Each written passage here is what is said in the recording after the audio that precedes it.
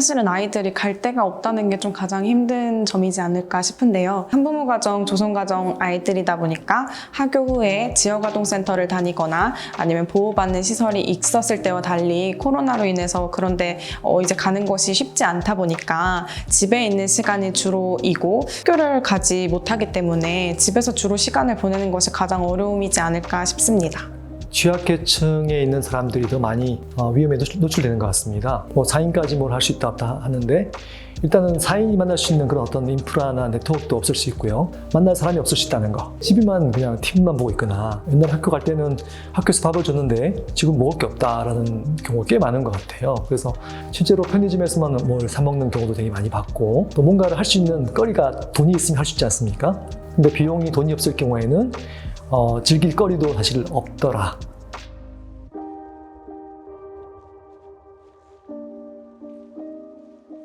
사실 멘티들에게 가장 필요한 정책이라면 교육적인 측면에서 조금 제공이 되어줘야 된다고 생각하는데 아이들이 지금 코로나로 인해서 온라인으로 학습을 많이 하고 있고 집에서의 시간이 많이 보내고 있는데 그런 온라인 학습을 하기에 시스템적으로 갖추어지지 않는 가정들이 굉장히 많더라고요. 그런 부분에 있어서 아이들이 어떤 부분이 필요한지 세심하게 살펴볼 필요가 있을 것 같아요. 작년에 기본 재난 지원금이 나갔기 때문에 괜찮았는데 오히려 올해는 그게 없었기 때문에 훨씬 힘들었다는 얘기를 많이 하더라고요, 실제로. 그래서 앞으로 정말 복지 어떤 서비스 제공의 방향은 선별적인 복지가 아니라 보편적으로 누구나한테 기회를 주는 현장에서도 저희가 만나 보니까 그 말이 굉장히 맞는 것 같습니다. 왜냐하면 이미 사실은 시장에 먹을 거는 되게 많거든요. 근데 누군가는 어떤 걸 사 먹지 마 이렇게 얘기하는 게 공평하진 않은 것 같아요. 우리 아이들 같은 경우에는 더 약자일 가능성이 많은 것 같습니다. 왜냐하면 지원이 나갔을 때 부모님이 보통 받아서 결정을 하지 않습니까? 그러다 보니까 오히려 우리 아이들은 어떤 그런 복지 혜택에서 결정권이 많이 없더라는 거죠. 더 약자인 우리 아이들한테 직접 어떤 서비스를 줄 수 있는 그러면 좋겠다라는 생각을 하게 되었고요.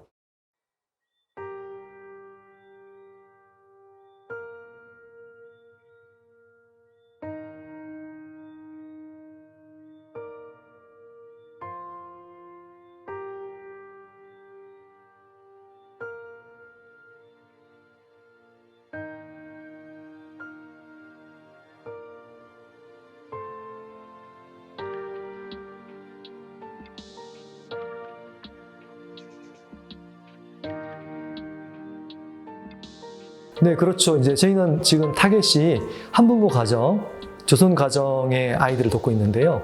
엄마가 혼자 키우는 엄마인데 일을 하러 나갔을 때 아이가 혼자 있을 수 있는 시간이 훨씬 길 수 있다는 거죠. 그래서 그런 경우에 저희가 이제 한 명의 좀 이렇게 1대1 그 아이 친구가 되는 한 명의 멘토를 붙여가지고 한 달에 한 2번 정도 정기적인 만남을 꾸준하게 이어준다면 그 아이한테는 도움이 되더라. 그래서 저희는 한 명 아이한테 최소 4년, 최장 10년까지 이렇게 만나고 있습니다.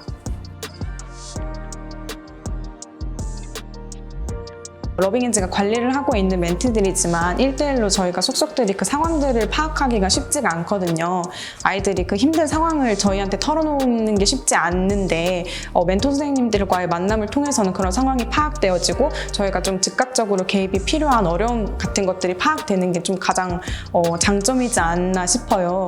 최근에도 저희가 멘티와 어제까지 연락을 했음에도 파악하지 못했던 어려움들이 선생님과의 만남을 통해서 아이가 지금 휴대폰이 끊겼다던가 아버지께서 지방으로 내려가셨다던가 그런 저희가 파악하기 힘든 부분들을 좀 파악할 수 있다는 점이 가장 큰 장점이지 않나 싶습니다.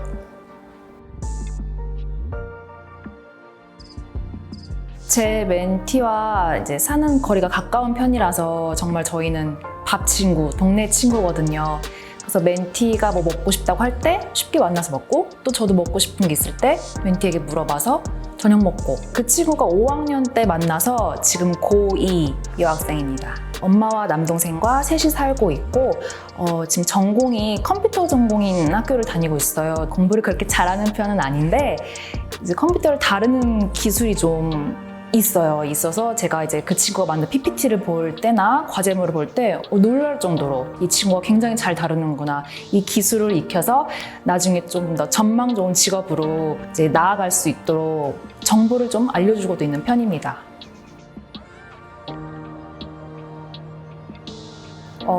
제 멘티는 집에 있는 걸 좋아해서 지금 집에만 있는 게 힘들다고 생각하지는 않는데 꼭 이 취약계층 아이들뿐만이 아니라 지금 등교 제한이 된 모든 학생들이 비슷한 상황이잖아요. 보기 안타깝고 배움도 많이 놓치고 있는 부분 같아서 보기 안타깝습니다.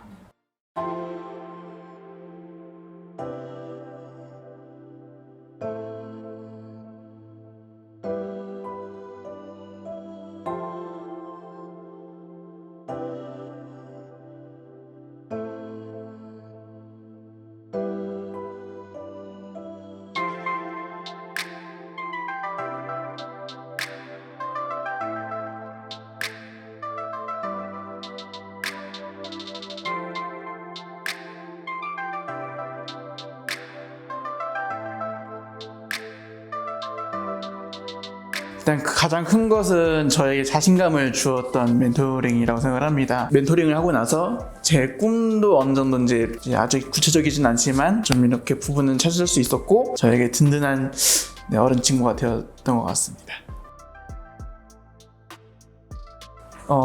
사실 저는 지금도 어머니랑 같이 지금 생활을 하고 있습니다. 그래서 멘토링 이전에는 이제 저희 어머니랑 이제 둘이서 생활을 하고 있었고요. 야외 활동을 주로 안 했던 것 같습니다. 집에서 거의 생활을 했던 것 같습니다.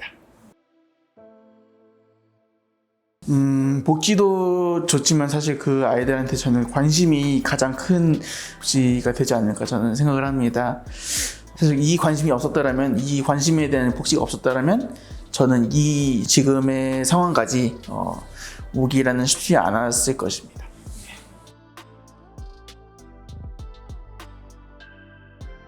네, 최근에 복지가 많이 좋아지고 있고요. 선별적인 복지에서 기본적인 보편적인 복지로 가고 있는 상황이 있습니다. 근데 문제는 그런 아이들 한 명 한 명한테 그 아이들이 정말 힘들고 어려울 때 또 많이 고립된 상황에서 손을 내밀 수 있는 누군가가 없다는 게 사실은 어려운 상황인 것 같습니다.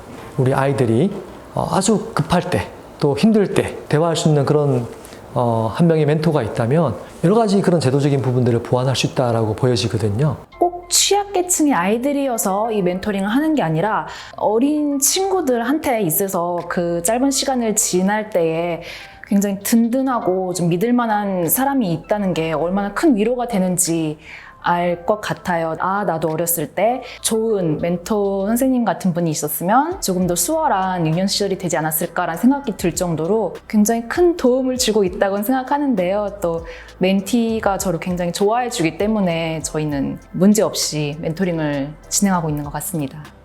코로나로 인해서 너무나 힘든 시기를 보내고 있겠지만 고개를 돌려보면 러빙엔즈도 이렇게 도움이 필요한 한 명의 아동 청소년을 도와주고 있는 좋은 기관이니까 혹시나 도움이 필요하면 언제든 손길을 내밀어 주셔도 좋을 것 같습니다.